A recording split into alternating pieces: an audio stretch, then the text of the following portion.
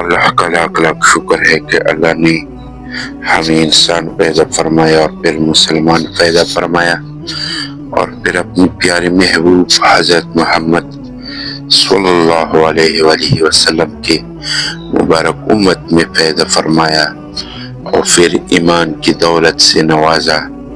اس پر اللہ تعالیٰ کا کتنا شکر ادا کرے تو کم ہے۔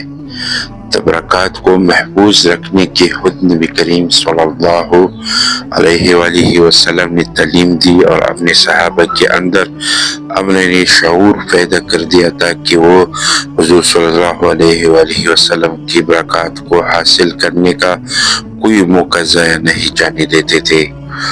نمبر 1، حضرت انس رضی اللہ تعالی عنہ سے راوی ہے کہ جب حضور صلی اللہ علیہ وآلہ وسلم حج کے موقع پر قربانی دینے سے فارغ ہوئے تو آپ صلی اللہ علیہ وآلہ وسلم نے سن انور کا دایاں حصہ حجام کے سامنے کر دیا۔ اس نے بال مبارک منگوا دیے۔ پھر آپ صلی اللہ علیہ وآلہ وسلم نے حضرت طلحہ رضی اللہ تعالیٰ عنہ کو بلایا اور وہ بال ان کو دے دیے۔ اس کے بعد حجام کے سامنے دوسری جانب فرمائی، اس نے ادھر کی بال بھی منگوا دیے۔ آپ صلی اللہ علیہ وآلہ وسلم نے وہ بال حضرت ابو طلحہ رضی اللہ تعالیٰ عنہ کو دے دیے اور فرمایا یہ بال لوگوں میں بانٹ دو۔ نمبر 2، ابن سیرین رحمت اللہ علیہ حضرت انس رضی اللہ تعالیٰ عنہ سے روایت کرتے ہیں جب رسول اللہ صلی اللہ علیہ وآلہ وسلم نے اپنا سر مبارک منڈوایا تو حضرت ابو طلحہ رضی اللہ تعالیٰ عنہ پہلے شخص تھے جنہوں نے آپ صلی اللہ علیہ وسلم کے بال مبارک لیے۔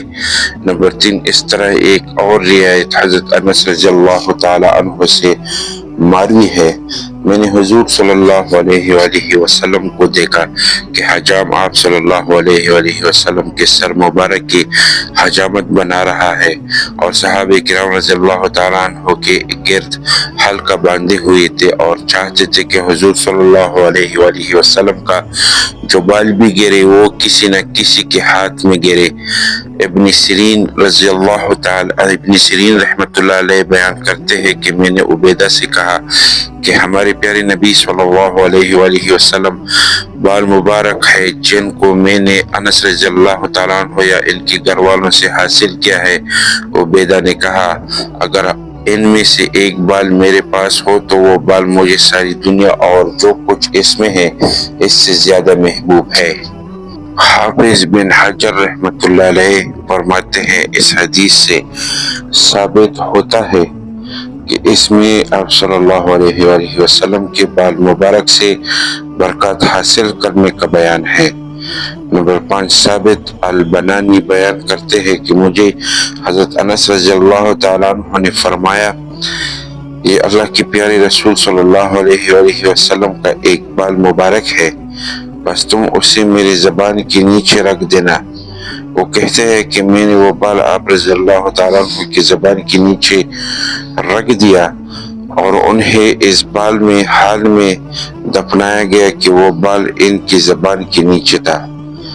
عثمان بن عبداللہ بن محیب بیان کرتے ہیں مجھے میرے گھر والوں نے حضرت ام سلمہ رضی اللہ تعالیٰ عنہ کے پاس پانی کا ایک پیالہ دے کر بھیجا۔ اسرائیل نے 3 انگلیاں پکڑ کر اس پیالے کی طرف بنائی جس میں نبی کریم صلی اللہ علیہ وآلہ وسلم کا موئے مبارک تھا، اور جب کبھی کسی کو نظر لگ جاتی یا کوئی تکلیف پہنچتی تو وہ حضرت ام سلمہ رضی اللہ تعالیٰ عنہ کے پاس پانی کا برتن بھیج دیتا، پس میں برتن میں چھانک کر دیکھا تو میں نے چند سرخ بال دیکھے۔ علامہ بدر الدین غنی فرماتے ہیں حضرت ام سلمہ رضی اللہ تعالیٰ عنہ کے پاس آقا صلی اللہ علیہ وآلہ وسلم کے موئے مبارک چاندی کی بوتل میں تھے۔ جب لوگ بیمار ہوتے تو وہ ان بالوں سے برکات حاصل کرتے اور ان کی برکات سے شفا پاتے۔ اگر کسی کو نظر لگ جاتی یا کوئی بیمار ہو جاتا تھا تو وہ اپنی بیوی کو حضرت ام سلمہ رضی اللہ تعالیٰ عنہ کے پاس برتن دے کر بیچتے جس میں پانی ہوتا اور وہ اس پانی میں سے بال مبارک گزار دیتی اور بیمار وہ پانی پی کر شفایاب ہو جاتا اور اس کے بعد موئے مبارک جل میں رکھ دیا جاتا۔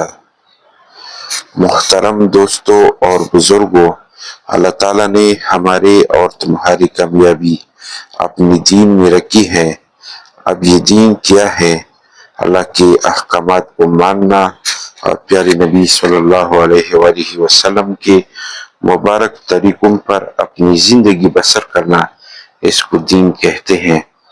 اب یہ دین ہماری زندگی میں آئے بلکہ پوری انسانیت کی زندگی میں آئے، اس کے لیے محنت کی ضرورت پڑتی ہے۔ اس محنت کے لیے ہمیں اپنا قیمتی وقت، اپنا قیمتی جان، اپنا مال اللہ کے راستے میں قربان کرنا ہوگا تاکہ ہمارے آنے والی زندگی اور آنے والا وقت قیمتی بنے اور قیمتی ہو جائے۔ شکریہ۔